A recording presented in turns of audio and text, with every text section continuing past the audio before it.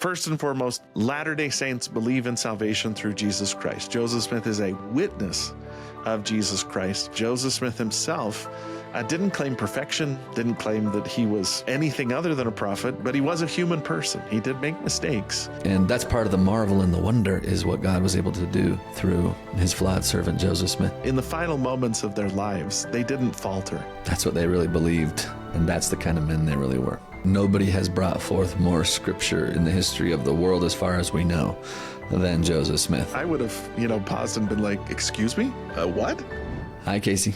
Hi, Scott. This is strange, but we're not talking about revelations received by Joseph Smith today. We're doing section 135, which is a notice. It's an announcement. It's a declaration about Joseph Smith's death. And we're doing section 136, which is the sole revelation in the Doctrine and Covenants that was received by Brigham Young. So I feel like we've moved into a new epoch, a different era. Noticeably, there are much fewer revelations received by Joseph Smith's successors that have been canonized in our Doctrine and Covenants. We actually want to talk about that this week, why that might be. This is the end of the life and ministry of Joseph Smith. Like you said, section 135 was written not as a revelation, but as an announcement or as a declaration to mark the martyrdom of both Joseph and his brother Hyrum Smith in Carthage jail, June 27th, 1844. And a lot of people might find it interesting that this was actually published in the 1844 edition of the Doctrine and Covenants. Like, that was underway. It was like printing when the martyrdom happened. And so they had to kind of hurry and squeeze this in smaller font, smaller typeface than the other revelations. But this squeezed into the 1844 printing of the Doctrine and Covenants, the very year of the martyrdom, which is pretty remarkable. It made it in just under the wire, basically, because Joseph Smith was able to oversee the entire publication process. And they were, I think, in the process of printing. And this was sort of added as an insert into the 1844 Doctrine and Covenants as a capstone, I guess you'd say, on the life of Joseph Smith. Now, other revelations get added, so it's not the end of the Doctrine and Covenants, but it does mark the end of Joseph Smith and his involvement with the Doctrine and Covenants. Do we know who wrote section 135? That's maybe a point of controversy, isn't it? Let's start out swinging today with a little controversy. What do we know about that, Casey? You might have noticed that when the 2013 edition of the Doctrine and Covenants came out, they took out John Taylor's name. The 1981 edition of the Doctrine and Covenants attributed authorship to John Taylor. And I noticed that, and it bugged me. And so I actually recruited a grad student. That's one nice thing about being a college professor is you got something that bugs you, you can grab a graduate student and say, hey, do this for your project and turn them into your minions. This graduate student did an excellent job. He presented at the John Whitmer Historical Association Conference. His name's Michael Burnham. So shout out to Michael. And he did an excellent job just going through and tracing the origins of section 135. And what he found was that there really wasn't a time in John Taylor's life when John Taylor claimed that he wrote that. John Taylor was, of course, in Carthage jail. He's an eyewitness. We're going to talk about that. But that sometime around the early 20th century. And Michael's findings were that it was around the time that the first commentary on the Doctrine and Covenants was written, which was written by Hyrum Mac Smith, and Jan Sojal. I'm going to say that name wrong. That this idea started to popularly circulate that John Taylor was the author. And it just sort of entered into the popular imagination, but with no real compelling evidence that he was the sole author. Now, I haven't run into anybody that hasn't said that they don't think John Taylor at least contributed to this. But my understanding is for the 2013 edition of the Doctrine and Covenants, they backed up a little bit and said he never claimed he was the sole author, and he was badly wounded. Like, this was written within a couple weeks of the martyrdom, and John Taylor was hurt. He was injured. A lot of the records from the time indicate that the meetings of the apostles that were held in John Taylor's home because John Taylor couldn't get out of bed. And so it probably is more likely that John Taylor wrote it in cooperation with a few people like Willard Richards or W.W. Phelps. And that made it so that it was a little bit safer to just attribute it, well, not attribute it to John Taylor directly, because we just didn't have enough compelling evidence to say that it was him. I'm guessing he had a hand in it, but he might not have been the sole author. Certainly, right, because only he and Willard Richards were there, that were eyewitnesses. And so certainly they would be the primary sources. But then there's, of course, tributes to the prophet that you wouldn't have to have been in Carthage to make those tributes. And so I can see how you could suspect potentially Phelps, who's going to write praise to the man. I mean, he's got a lot of wonderful things to say about the prophet and great ways to say it. And so that's interesting. So short answer is we don't know. It seems like if it had been one author and they wanted it attributed to that author, 1844 would have been the time to do it. And that's the most interesting thing is the 1844 Doctrine and Covenants doesn't attribute it to John Taylor. It's just there. And so John Taylor probably contributed, but was assisted by others. And it doesn't take away from John Taylor's witness or sacrifice one whit to say he's not the sole author of Section 135.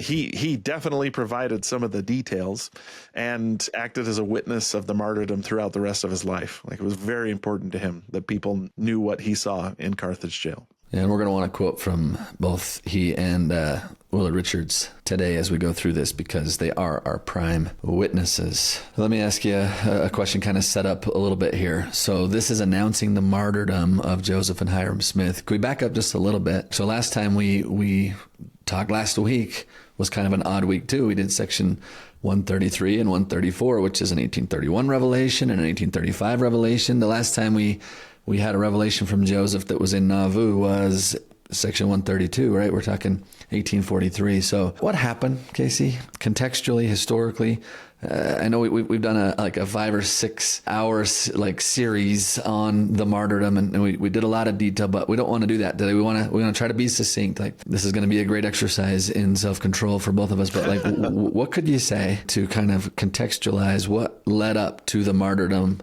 of Joseph and Hyrum?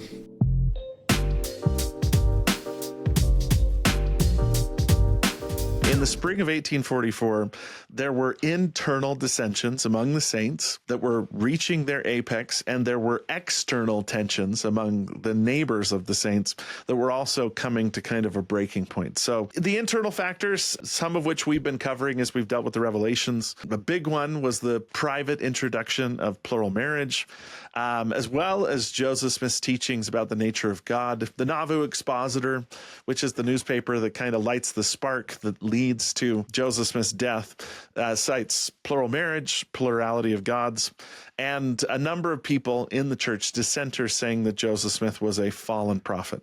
A few key individuals had apostatized and turned against Joseph Smith and were seeking to remove him as president of the church, and weren't being very subtle about the fact that they would be okay if Joseph Smith was killed. Now, chief among them, William and Wilson Law. William Law was a counselor in Joseph Smith's first presidency, and a whole bunch of stories about why William Law dissented, usually associated with plural marriage. Some of the stories add in that William Law himself had committed adultery, that there was a lot going on. But to make a long story short, William Law was excommunicated from the church. And at that point starts organizing his brother and a few others, like the Chauncey brothers, the Foster brothers, the Higbee brothers, Chauncey Higbee was his name, to print this newspaper called the Nauvoo Expositor, that is intended to expose, all the dangerous things that Joseph Smith is doing. And some of which is in the Nauvoo Expositor is true. Joseph Smith was introducing plural marriage. He was teaching a plurality of gods. Some of the other stuff wasn't true. Joseph Smith wasn't teaching that a person could be sealed up to eternal life against any sin except murder. We talked about that with section 132. Or that Joseph Smith was seeking to, overthrow the government or anything like that. So those are the internal factors. Externally, Nauvoo is becoming big and prosperous, and some of the other towns, especially in Hancock County of Illinois, became jealous of Nauvoo's prosperity and just their growing influence. And to them, it seems like another big issue was Joseph Smith's candidacy for president of the United States. This worried a lot of people that already felt like Nauvoo was sort of a religious state to begin with. Nauvoo had been given a generous charter by the Illinois legislature.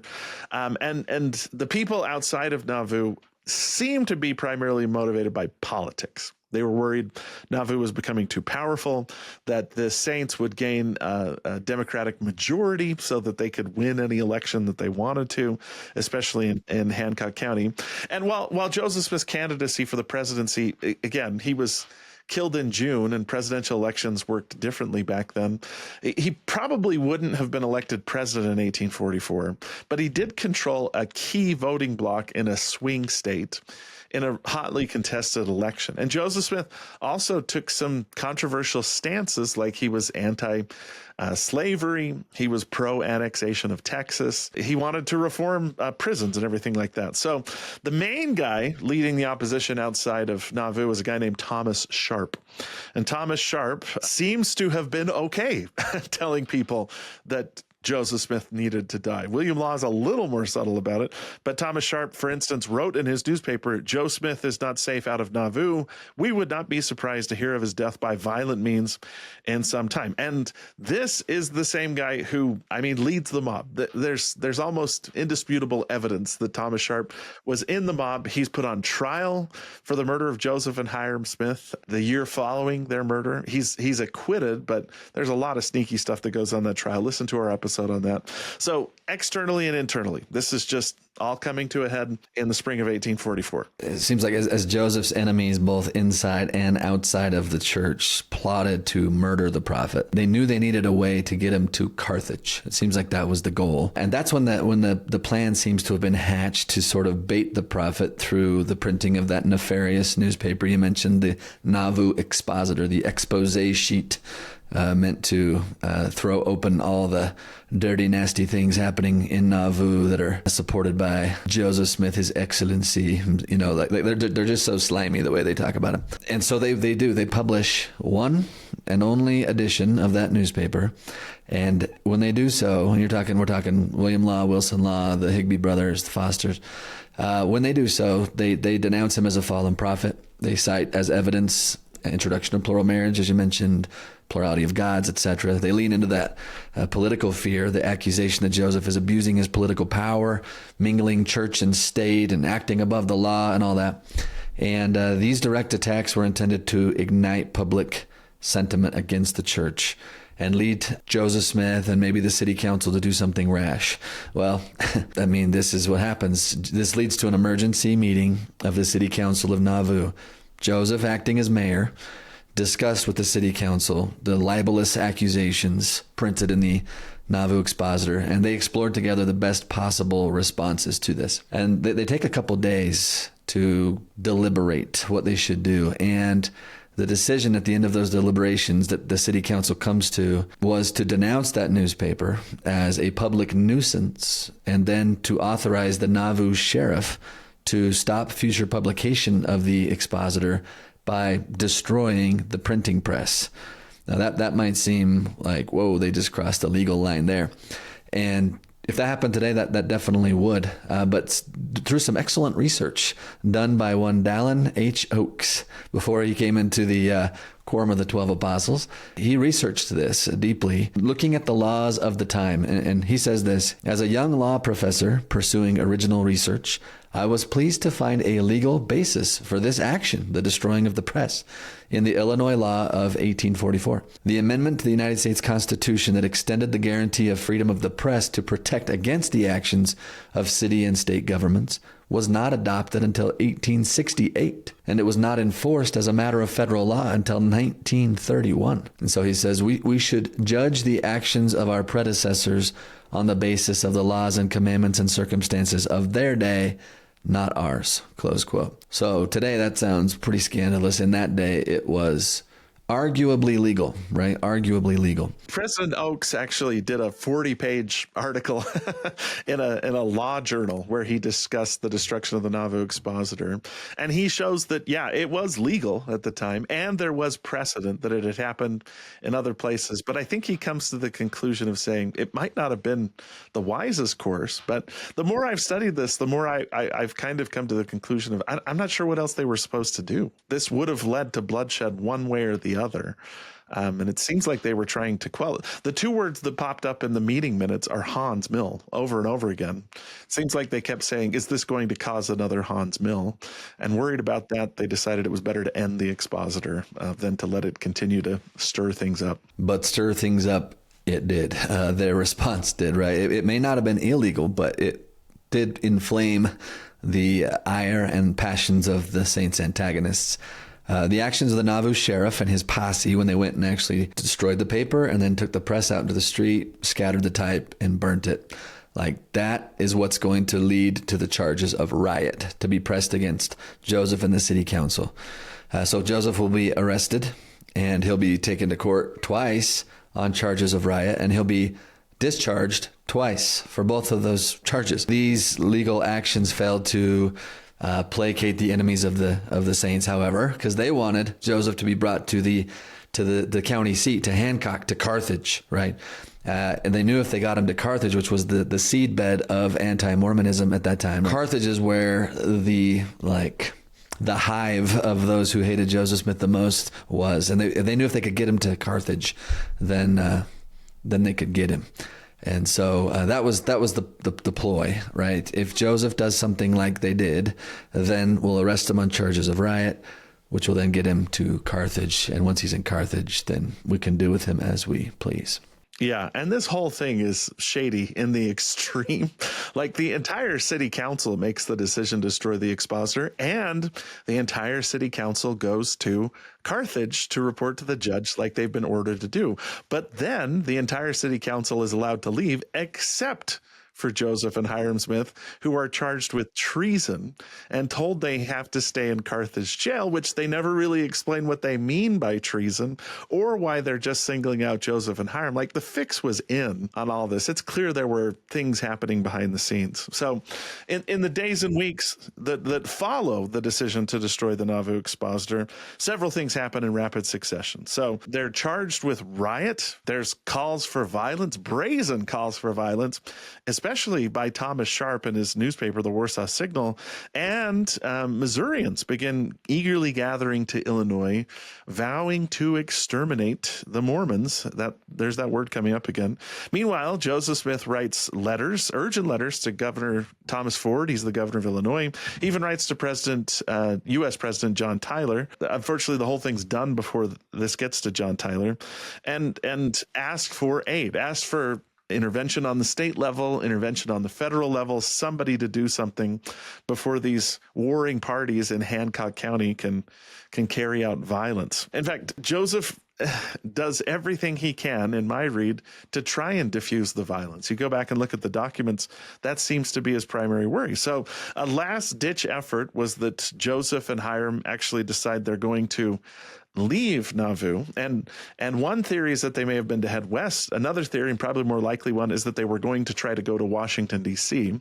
and get the federal government to intervene. But they don't make it very far. They're on the other side of the river when a group of maybe well-meaning but misguided people from Nauvoo accuse Joseph of cowardice. They come across the river and say that he's abandoning them, and then they tell him to submit to the law in Nauvoo. And according to one account of this, when Joseph Smith was accused of cowardice, he said, "If my life is of no value to my friends, then it is of none to myself." So on Monday morning, June 24th, Joseph and Hyrum travel to Carthage, which is the county seat of Hancock County.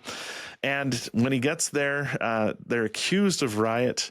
And then, like I said, the entire city council was allowed to leave except for Joseph and Hyrum, who were then accused of treason and told that they had to stay in the Carthage jail.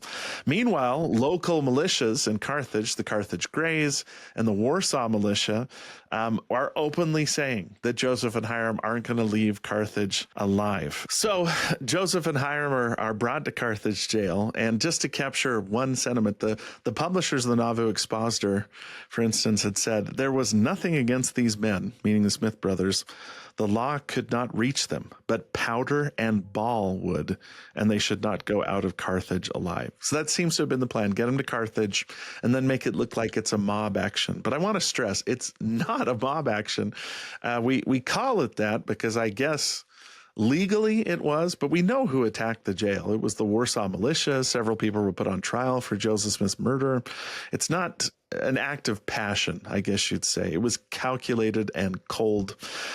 Some of the militia outside Carthage jail, according to one source, were singing, "Where now is the prophet Joseph, safe in Carthage jail?"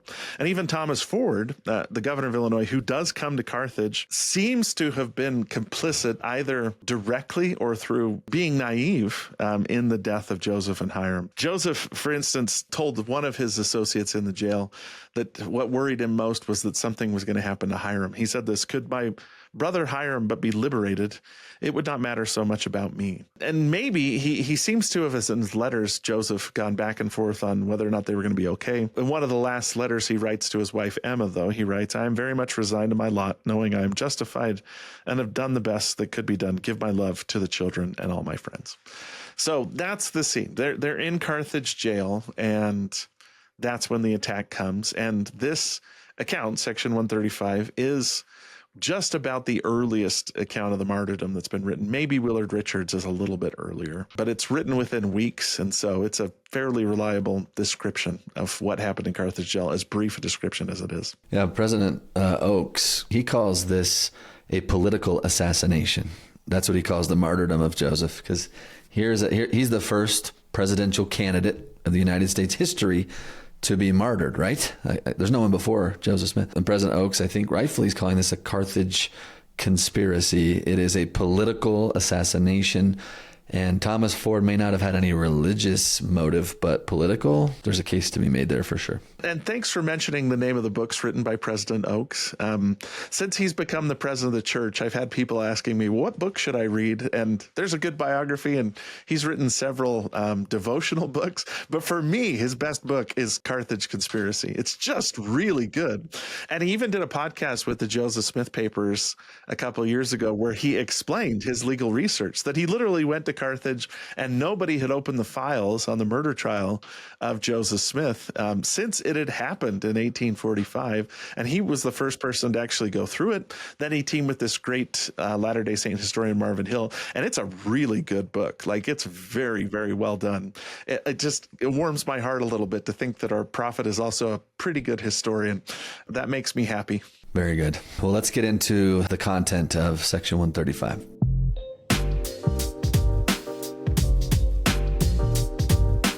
Verse 1 has this announcement tone. It says this: "To seal the testimony of this book and the Book of Mormon, we announce the martyrdom of Joseph Smith the prophet and Hyrum Smith the patriarch." That's interesting, thinking that this is going to be the very last section of the Doctrine and Covenants in 1844. Like, this is the seal on the other end of that. That's poignant. Continuing, "They were shot in Carthage jail on the 27th of June, 1844, about 5 o'clock p.m., by an armed mob painted black of from 150 to 200 persons. Hyrum was shot first and fell calmly, exclaiming, 'I am a dead man.' Joseph leaped from the window and was shot dead in the attempt, exclaiming, 'O Lord, my God.' They were both shot after they were dead in a brutal manner, and both received 4 balls. John Taylor and Willard Richards, 2 of the 12, were the only persons in the room at the time. The former was wounded in a savage manner with 4 balls, but has since recovered.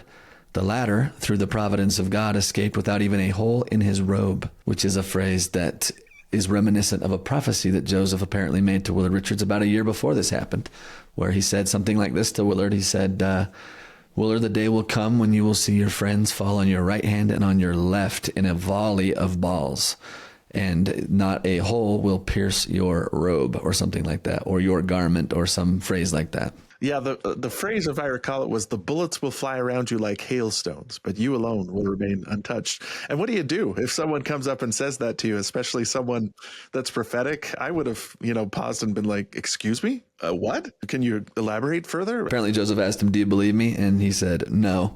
And Joseph said, "Why not?" And he said, "Because I've been in a hailstorm lots of times and I always get hit." So that's a funny exchange, but here it is. Now, while several church members accompanied Joseph and Hyrum to Carthage, provided companionship during their stay, the only 2 men who were allowed to remain with them during the entire stay were the Apostle John Taylor and Willard Richards. Both Willard and John will survive the mob attack, and they're both going to give really gripping accounts of their experience. And We want to kind of break character a little bit in this episode. We don't typically quote long passages, but we think this is so good and so helpful and so unique that we have only two people that witnessed this, and they wrote extensively on what happened, that we thought it might be helpful to read large chunks of that to help paint the picture. Section 135 is painting the picture succinctly. We want to just expand that a little bit here and give you a sample of both of their accounts. And so maybe Casey, do you want to read Willard Richards' account, and then I'll do John Taylor? So Willard Richards recorded the earlier account. This was written within weeks. Remember, he comes out not wounded, and so he gets the first chance to kind of sit down and write it. And we edited it a little bit, but this is the main part of it, okay? When I say edited, we cut out the parts that don't relate, but we didn't change the text itself. So here's what he writes. He says, "A shower of musket balls were thrown up the stairway against the door of the prison in the second story, followed by many rapid footsteps.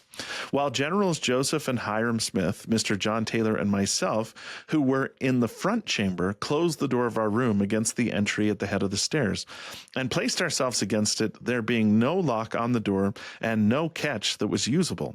The door is a common panel, and as soon as we heard the feet at the stairhead, a ball was sent through the door, which passed between us and showed that our enemies were desperadoes, and we must change our position. General Joseph Smith, Mr. Taylor, and myself sprang back from the front part of the room, and General Hyrum Smith retreated 2/3 across the chamber directly in front of and facing the door.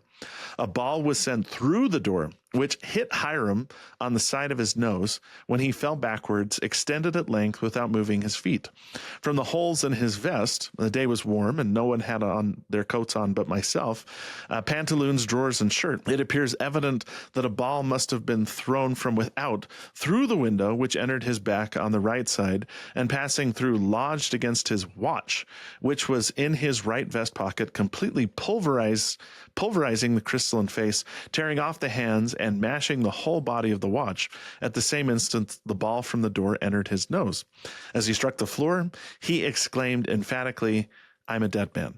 Joseph looked towards him and responded, 'Oh dear, Brother Hyrum,' and opening the door 2 or 3 inches with his left hand, discharged one barrel of a 6-shooter pistol at random in the entry from whence the ball grazed Hyrum's breast and entered his throat, passed into his head, while other muskets were aimed at him, and some balls hit him. Joseph continued snapping his revolver round the casing of the door into the spaces before, 3 barrels of which missed fire, while Mr. Taylor, with a walking stick, stood by his side and knocked down the bayonets and muskets which were constantly discharging through the doorway, while I stood by him ready to lend any assistance with another stick, but could not come within striking distance without going directly before the muzzle of the guns. When the revolver failed, we had no more firearms and expected an immediate rush of the mob, and the doorway full of muskets halfway in the room, and no hope but instant death from within. Mr. Taylor rushed into the window, which is some 15 or 20 feet from the ground. When his body was nearly on a balance, a ball from the door within entered his leg, and a ball from without struck his watch, a patent lever, in his vest pocket near the left breast, and smashed it into pie, leaving the hand standing at 5 o'clock, 16 minutes, and 26 seconds. The force of the ball threw him back on the floor, and he rolled under the bed which stood by his side, where he lay motionless, the mob from the door continuing to fire upon him, cutting away a piece of flesh from his left hip as large as a man's hand, and were hindered only by my knocking down their muzzles with a stick, while they continued to reach their guns into the room, probably left-handed, and aimed their discharge so far around as almost to reach us in the corner of the room, to where we retreated and dodged, and then I recommenced the attack with my stick. Joseph attempted, as the last resort, to leap the same window from whence Mr. Taylor fell, when 2 balls pierced him from the door, one entering his right breast from without, and he fell outward, exclaiming, 'O Lord, my God.'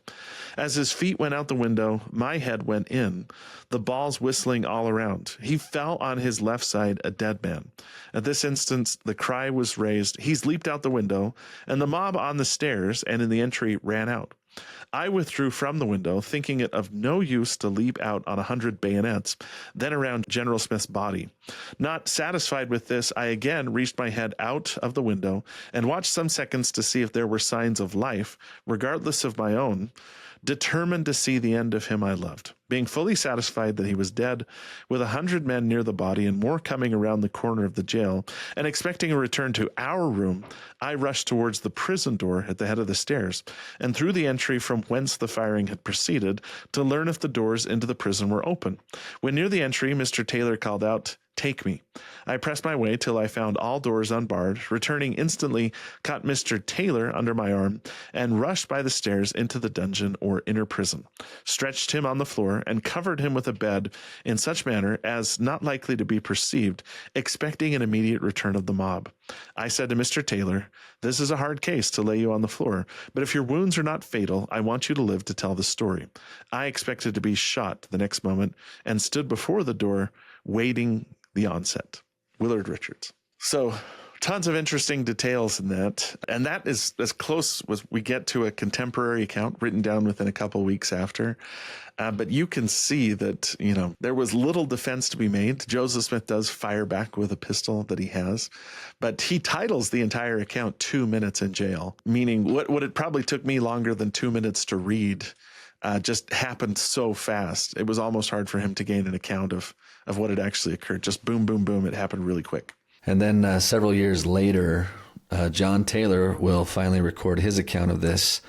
Reflecting back on it, his account is long and beautiful, and he goes into all the legal stuff, and we definitely don't have time to read all of that, but it's highly recommended. So good. He's such an articulate writer. I do want to just read some pieces of it, though, of what he said about the moment in jail there at the crisis moment. Here's what John Taylor said. "I was sitting at one of the front windows of the jail when I saw a number of men with painted faces coming round the corner of the jail and aiming toward the stairs. The other brethren had seen the same, for as I went to the door, I found Brother Hyrum Smith and Dr. Richards already leaning against it. They both pressed against the door with their shoulders to prevent its being opened, as the lock and latch were completely useless. While in this position, the mob who had come up the stairs and strove to open the door probably thought it was locked and fired a ball through the keyhole. At this, Dr. Richards and Brother Hyrum leapt back from the door, Brother Hyrum standing right opposite to the door with his face towards it. Almost instantly, another ball passed through the panel of the door and struck Brother Hyrum on the left side of the nose and entering his face and head.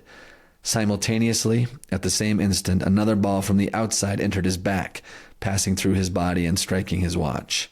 So both John and Willard are hitting that same detail, just spot on there. "The ball came from the back through the jail, opposite the door, and must from its range have been fired from the Carthage Greys, those who were supposed to be protecting them." And then his account is illegible here.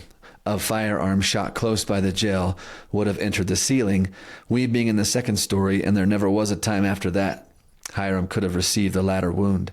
Immediately when the ball struck him, he fell on his back, crying as he fell, quote, 'I am a dead man.' He never moved afterward." Interesting if you compare that to verse 1 of section 135 when it says, "Hyrum was shot first and fell." He adds another word here, calmly, exclaiming, "I am a dead man." I've always thought that's a curious word in that context. Continuing, John says, "I shall never forget the feeling of deep sympathy and regard manifested in the countenance of Brother Joseph as he drew nigh to Hyrum, and leaning over him exclaimed, 'Oh, my poor, dear Brother Hyrum.' He, however, instantly arose, and with a firm, quick step and a determined expression of countenance, approached the door, and pulling the six-shooter left by Brother Wheelock from his pocket, opened the door slightly and snapped the pistols 6 successive times.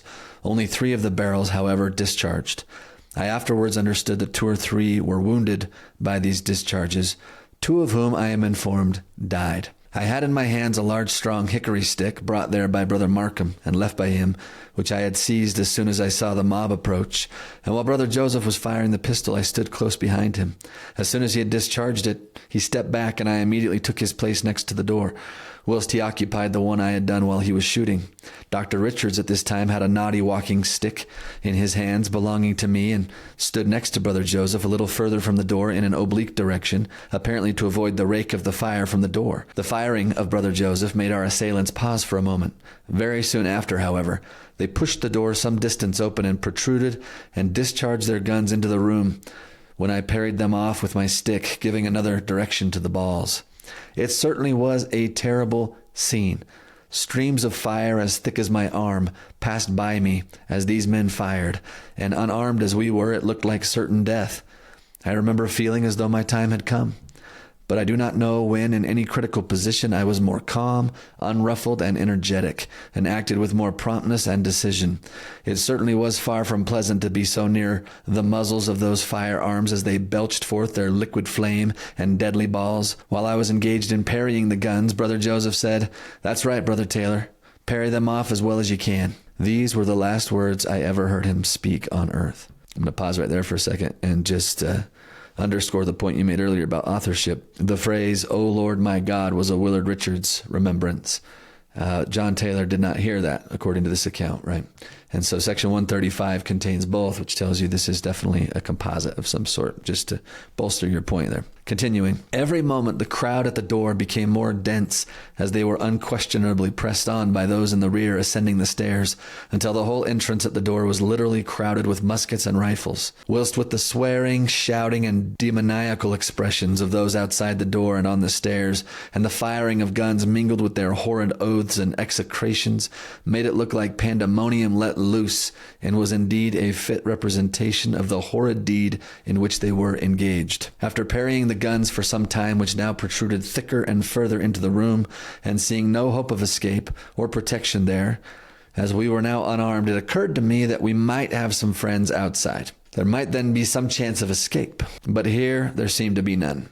As I expected them every moment to rush into the room, and nothing but extreme cowardice that kept them out, as the tumult and pressure increased without any other hope, I made a spring for the window, which was right in front of the jail door, where the mob was standing and also exposed to the fire of the Carthage Greys, who were stationed some 10 or 12 rods off. The weather was hot. We all of us had our coats off, and the window was raised to admit air. As I reached the window and was on the point of leaping out, I was struck by a ball from the door, about midway of my thigh, which struck the bone and flattened out almost to the size of a $quarter. Ouch!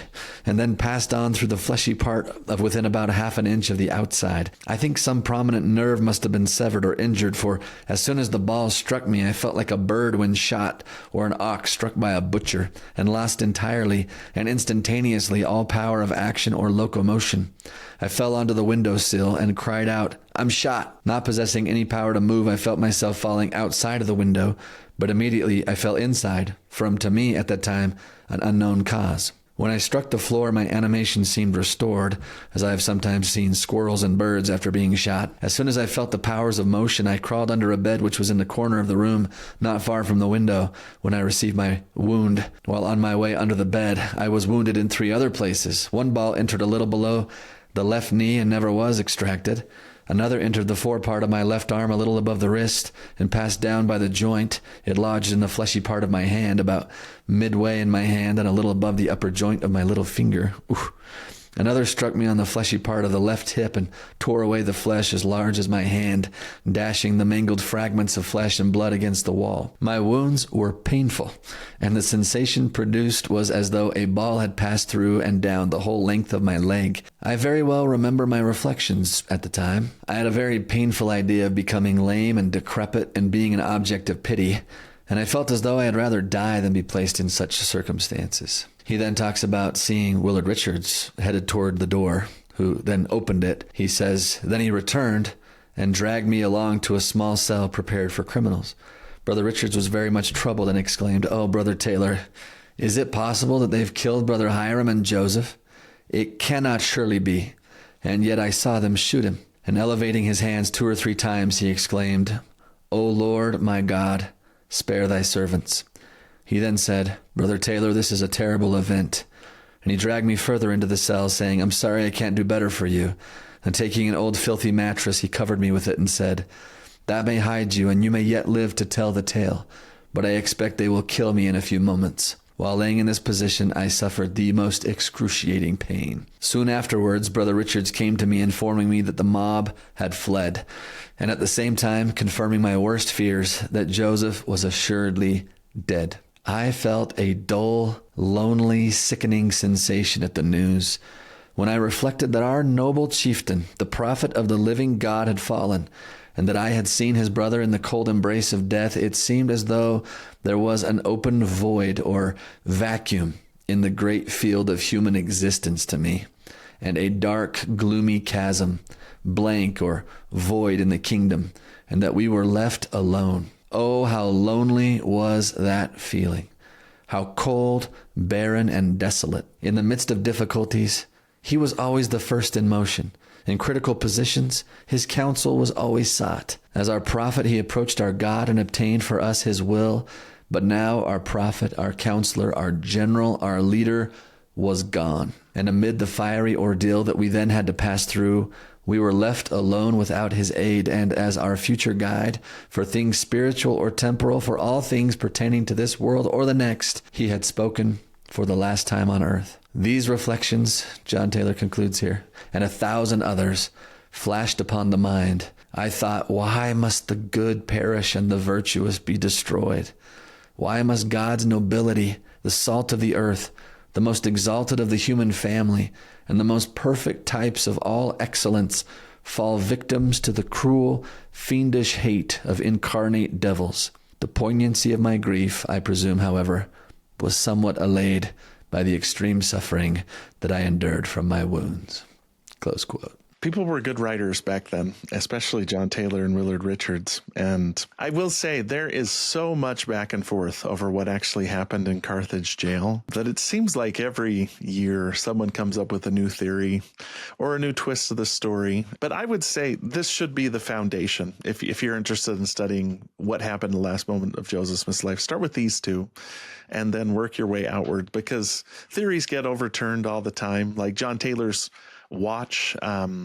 We talked about this at length, but some people feel like he must have been mistaken because the bullet actually shattered Hyrum's watch. And according to Willard Richards, that was after it passed through Hyrum's back and hit it from behind. To people saying, well, maybe it was a bullet fragment, or maybe the bullet just hit at a really weird angle or anything like that. Again, don't miss the forest for the trees, right? The central message is that both of them felt that Joseph had performed nobly in the final moments of his life and gave his life for his brothers. So that is the historical part of section 135, which you'll note is really brief. They spend most of the time in section 135 talking about Joseph and Hyrum Smith's legacy. So let's move on to that. Verse 3, Joseph Smith, the prophet and seer of the Lord, has done more, save Jesus only, for the salvation of men in this world than any other man that ever lived in it. In the short space of 20 years, he has brought forth the Book of Mormon, which he translated by the gift and power of God, and has been the means of publishing it on 2 continents, has sent the fullness of the everlasting gospel, which it contained, to the 4 quarters of the earth, has brought forth the revelations and commandments which compose this book of Doctrine and Covenants, and many other wise documents and instructions for the benefit of the children of men, gathered many thousands of the Latter-day Saints, founded a great city, and left a fame and a name that cannot be slain. He lived great, and he died great in the eyes of God and his people, and like most of the Lord's anointed in ancient times, has sealed his mission and his works with his own blood, and so is his brother Hyrum. In life they were not divided, in death they were not separated. Now let's pause there for a second and maybe address what could be a possible controversy in this section, which is it's pretty bold to claim that Joseph Smith has done more, save Jesus only, for the salvation of men in this world than any man that ever lived in it, which is exactly what verse 3 says. And we should make it clear, first and foremost, Latter-day Saints believe in salvation through Jesus Christ. Joseph Smith is a witness of Jesus Christ and Christ's continuing work to bring truth and salvation to all men and women. Joseph Smith is really significant to us. He holds a significant place among the prophets, but he does not take the place or supplant Jesus Christ as the source of all truth and as the Savior of mankind. Now, acknowledging that and setting the table with that, we also need to make a serious reckoning with how significant Joseph Smith was and how much he did accomplish in the relatively short span of his prophetic ministry, which is really 14 years as president of the church. Book of Mormon translation process is 3 years before. If we add in the first vision, 24 years is the range here, which is shorter than the tenure of some presidents of the church, to be honest with you. But what was accomplished, they start to list off here. If we're just looking at the scriptural canon, Joseph Smith adds 3 books, the Book of Mormon, the Doctrine and Covenants, takes a little while later, but the Pearl of Great Price, which is a collection of sacred revelations given to Joseph Smith, is added to the scriptural canon. And I think it's safe to say by a long margin that nobody has brought forth more scripture in the history of the world, as far as we know, than Joseph Smith. Like, singularly, we got so much scripture through this man. So if we're looking at him just solely as a bringer of canonized scripture, there's nobody that really comes close, to be honest with you, as Latter-day Saints go. But that's not to say that he wasn't extensively involved in the Bible, too. He does an extensive translation of the Old and New Testament. He fleshes out some of the most important parts of the Bible and provides deeper substance to some things that are just kind of rough outlines in the current version of the Bible. He also acts as a vessel for revelation, and he grew as a prophet and also grew in his unique ability to expound the scriptures in a clear and forcible manner, as you can see in his Nauvoo discourses, which highly recommended, and several of which become canonized scripture, like section 130 is a good example of this. Just maybe to put it all together, I'm going to go back to one of the earliest texts we talked about this year as we've discussed church history and the Doctrine and Covenants, and that was Moroni's appearance to Joseph Smith, where the first night he appears to Joseph, Joseph said that Moroni told him that his name, meaning Joseph, should be had for good and evil among all nations, kindreds, and tongues, or that it should be had both good and evil among all people. That's Joseph Smith History 1, verse 33. And I mean, you can dispute whether or not Joseph's a prophet, but there's no disputing that that literally has come true, that prophecy is true. You Google Joseph Smith's name, good and evil comes up. And at the same time, too, we should point out that Joseph Smith himself didn't claim perfection, didn't claim that he was anything other than a prophet. At one point, he said, "I never told you I was perfect, but there is no error in the revelations, which I have taught." So a huge, tremendous legacy. And we do have to sort of grapple with that. We sometimes, especially it feels like recently, have tended to downplay the prophet's accomplishments and emphasize his weaknesses when really his accomplishments speak for themselves. They're huge, but he was a human person. He did make mistakes, and he did have problems that he worked through. Yeah, we got to get better at saying both of those things at the same time, don't we? That he was a weak servant in the hands of Jehovah, but look what God was able to do through him. Say those in the same sentence, right? Without drawing a caricature one way or the other. Both are true. And that's part of the marvel and the wonder, is what God was able to do through his flawed servant, Joseph Smith.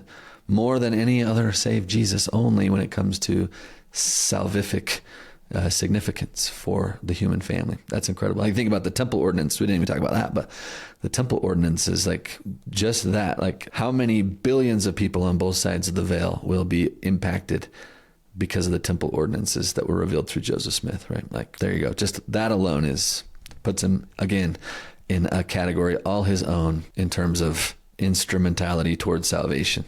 Obviously, none of that would matter one whit if it wasn't for Jesus Christ's atonement, right? And the resurrection and the reality of the kingdom of God that Christ makes possible. But Jesus working through Joseph, it's just remarkable. So verse 3 is beautiful, man. An apt tribute, I think, as controversial as some people might think it is. Okay, verse 4. Now there's a little flashback of before Carthage that is significant here. When Joseph went to Carthage to deliver himself up to the pretended requirements of the law 2 or 3 days previous to his assassination, he said, "I'm going like a lamb to the slaughter, but I am calm as a summer's morning. I have a conscience void of offense toward God and toward all men. I shall die innocent, and it shall yet be said of me, he was murdered in cold blood." I want to go out like that, to say I have a conscience void of offense toward God and toward all men. Like, I have a clean conscience. What a beautiful way to go. That same morning, verse 4 continues, after Hyrum had made ready to go, shall it be said to the slaughter? Yes, for so it was. He read the following paragraph near the close of the 12th chapter of Ether in the Book of Mormon, and turn down the leaf upon it. Quote, this is from Ether. Came to pass that I prayed unto the Lord that he would give unto the Gentiles grace, that they might have charity. And it came to pass that the Lord said unto me, if they have not charity, it mattereth not unto thee, thou hast been faithful. Wherefore thy garments shall be made clean. And because thou hast seen thy weakness, thou shalt be made strong, even unto the sitting down in the place which I have prepared in the mansions of my Father.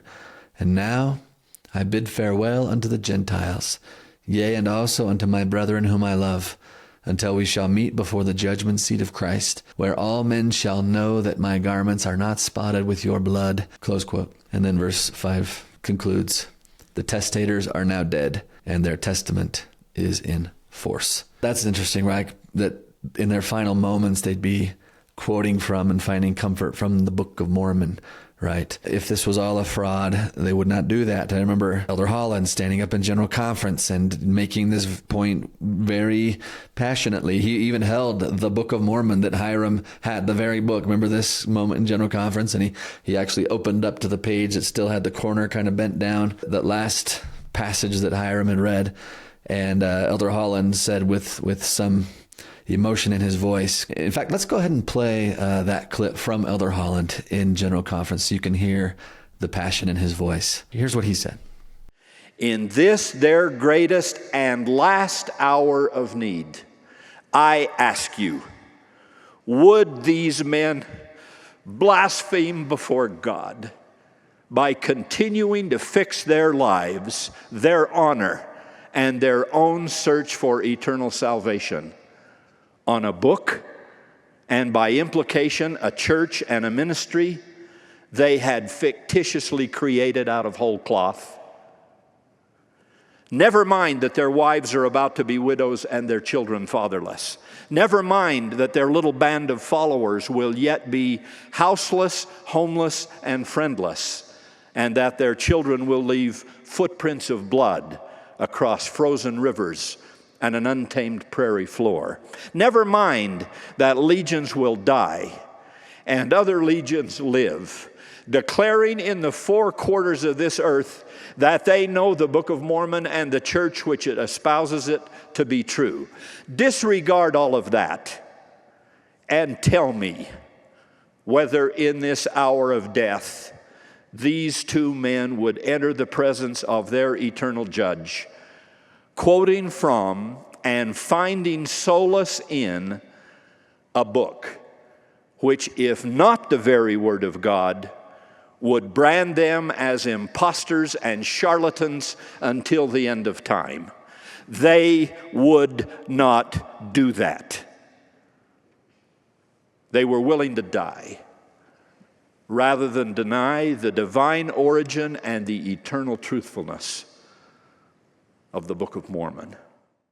Such a good talk. And I mean, they play that at Carthage jail. Before you go into the jail, they actually play Elder Holland's testimony. I've heard it so many times as I visited Carthage jail over the years. So beautiful stuff. Verse 6 continues, Hyrum Smith was 44 years old in February 1844, and Joseph Smith was 38 in December 1843. And henceforward their names will be classed among the martyrs of religion, and the reader in every nation will be reminded that the Book of Mormon and this book of Doctrine and Covenants of the Church cost the best blood of the 19th century to bring them forth for the salvation of a ruined world, and that if fire can scathe a green tree for the glory of God, how easy it will burn up the dry trees to purify the vineyard of corruption. They live for glory, they died for glory, and glory is their eternal reward. From age to age shall their names go down to posterity as gems for the sanctified. Then it continues, they were innocent of any crime, as they had often been proved before, and were only confined in jail by the conspiracy of traitors and wicked men. And their innocent blood on the floor of Carthage jail is a broad seal affixed to Mormonism that cannot be rejected by any court on earth, and their innocent blood on the escutcheon of the state of Illinois, with the broken faith of the state as pledged by the governor, is a witness to the truth truth of the everlasting gospel that all the world cannot impeach. And their innocent blood on the banner of liberty and on the Magna Charta of the United States is an ambassador for the religion of Jesus Christ that will touch the hearts of honest men among all nations, and their innocent blood with the innocent blood of all the martyrs under the altar that John saw will cry unto the Lord of hosts till he avenges that blood upon the earth. Amen. 44 and 38 always seemed old to me, but now I'm old. I'm older than Joseph and Hyrum were when they were killed. And you look at that and think, oh man, 38 is not long to be on this earth, right? At least it doesn't seem like it. They are using very direct language to just say this was a travesty. It was a conspiracy. It's a stain on Illinois, on the United States. The original version of Praise to the Man actually read, long shall his blood, which was said by assassins, stain Illinois, while the earth louds his fame. So there's a little anger here in this, and that's okay. Yeah, understandably. Righteous indignation, understandably, can be here. The question that it feels like the saints were grappling with is why? Section 135 gives one reason. They have to seal their testimony with their blood. A revelation given to Brigham Young, this is section 136, which we're going to go over a little bit here too, does provide maybe the most valuable commentary on why the Lord allowed Joseph and Hyrum to be killed. The revelation, section 136, declares, many have marveled because of his, meaning Joseph Smith's, death, but it was needful that he should seal his testimony with his blood, that he might be honored and the wicked might be condemned. That's verse 39 of section 136. So in dying, Joseph and Hyrum not only seal their testimonies with their blood, the ultimate demonstration of sincerity, but they also conversely demonstrate the dishonor of the people who shed the blood of people they knew were innocent. Now, along with the martyrdom of Joseph, the death of Hyrum was also necessary too. In 1841, for instance, Hyrum was told he would be, this is in section 124, crowned with the same blessing and glory and honor and priesthood and gifts of the priesthood that were once put upon him that was my servant Oliver Cowdery. That's verse 95, section 124. And the same revelation declared that Hyrum had been appointed a prophet, seer, and revelator unto my church, as well as my servant Joseph, and was instructed to act in concert with my servant Joseph. So we don't always realize that Hyrum was not just a member of the first presidency at the time of his death. He was acting in a unique role, which is sometimes, I don't know, associate president, assistant president, but functionally co-president, definitely according to section 135, a co-witness of the restoration. In fact, Joseph Fielding Smith, who was the grandson of Hyrum Smith, actually addressed this question of two martyrs. And this was his opinion that he shared. He said, if Oliver Cowdery was ordained to hold the keys jointly with the prophet, and after loss by transgression, this authority was transferred to Hyrum Smith, then why do we not have today the same order of things and an assistant president as well as two counselors in the first presidency? And then President Smith answers this question by saying this, it is because the peculiar condition requiring two witnesses to establish the work is not required after the work is established. Joseph and Hyrum stand at the head of this dispensation, jointly holding the keys, as the two necessary witnesses fulfilling the law as it's set down by our Lord in his answer to the Jews. This is the mouth of two or three witnesses. And he references Matthew 18:16. President Joseph Fielding Smith continues, since the gospel will never again be restored, there will be no occasion for this condition to rise again. We all look back to the two special witnesses called to bear witness in full accord with the divine law. So President Smith felt like it was necessary for both of them to die. And he seems like he's implying that if Oliver Cowdery had stayed in the church, he would have had to die in Carthage jail, which again is all Monday morning quarterbacking. There's no way to know because that's not how it happened, but it's an interesting idea. So he's invoking the law of dual witnesses and saying that that's why we had an assistant president of the church. Like that calling was meant to be held by a man who would be martyred with the prophet Joseph. That is very fascinating theory. Yeah. And again, it's his theory. I don't know if I would say that's doctrine, but that is the way that it worked out, to have two witnesses that sealed their testimony with their blood, Joseph and Hyrum.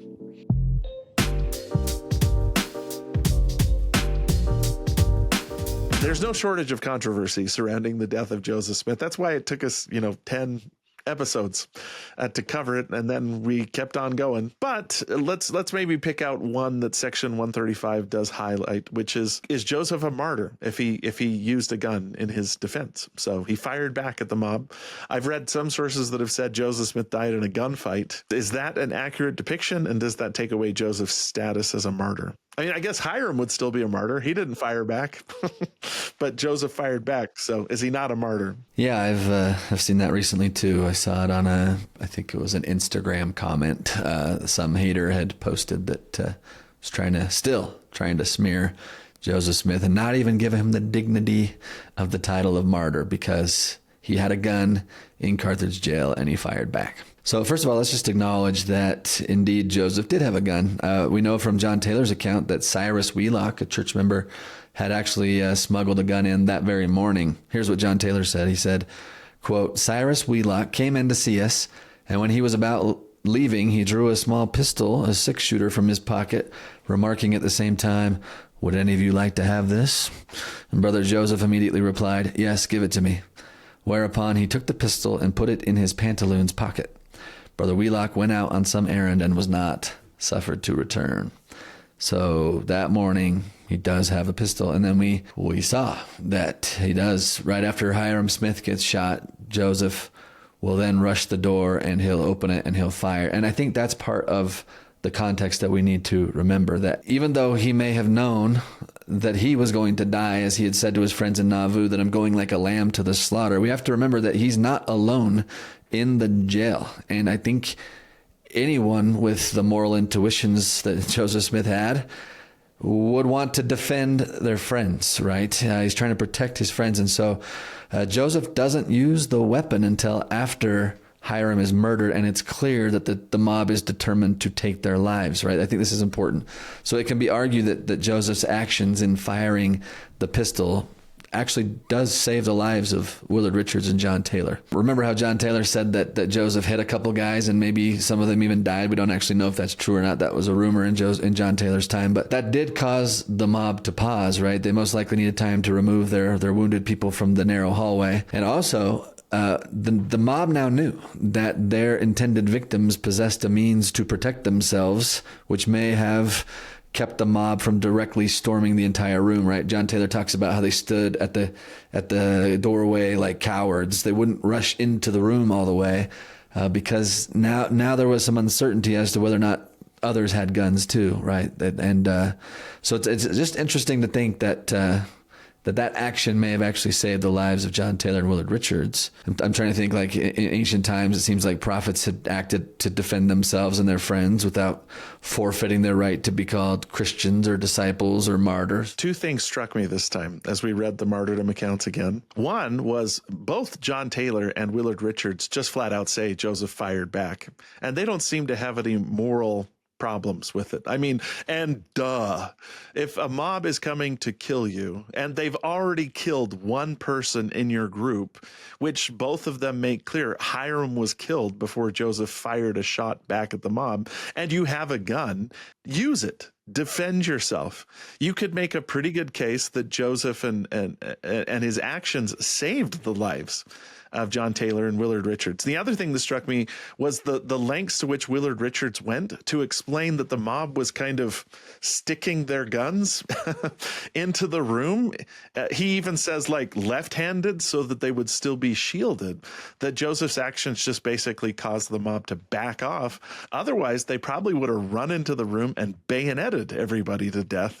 But this gave them enough pause that they kept their distance and fired from a distance. I mean, our mutual friend Garrett Dirkmaat is fond of saying these guys were cowards. You know, they came to kill people that were cooped up in one space. They probably thought they'd be in the jail cell and be completely defenseless and they could just fire through the bars. But Joseph's actions caused them to back off and probably saved the lives of the two witnesses of the martyrdom. Otherwise, this would be a lot shorter episode because we wouldn't have John or Willard around to tell us what actually happened. Short answer then, no, that does not disqualify him from being called a martyr. That is ridiculous.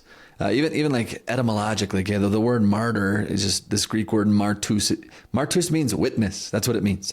It doesn't mean someone who is killed without resistance. It means one who's killed for the witness that he bears. And that certainly fits Joseph Smith perfectly. Any other controversies? There's a lot, but any others we should talk about? Maybe that's good for today. We'll leave you on a little teaser. If you want to dig deeper into this, Casey and I have recorded. You said a 10-hour episode or series, Casey? We have like a 10-hour series. Yeah, it was the whole summer pretty much. I remember there's a full episode where we're just doing Q&A about all this stuff. Just like for an hour, we're just going, what about this? What about this? What about wine? What about, did they take off their garments? What would that mean? But what about, right? We got all that stuff. It's in there. Go check it out if you want to dig deeper into the controversies. We even brought in a forensics expert and interviewed him about the guns. So it was tons of fun.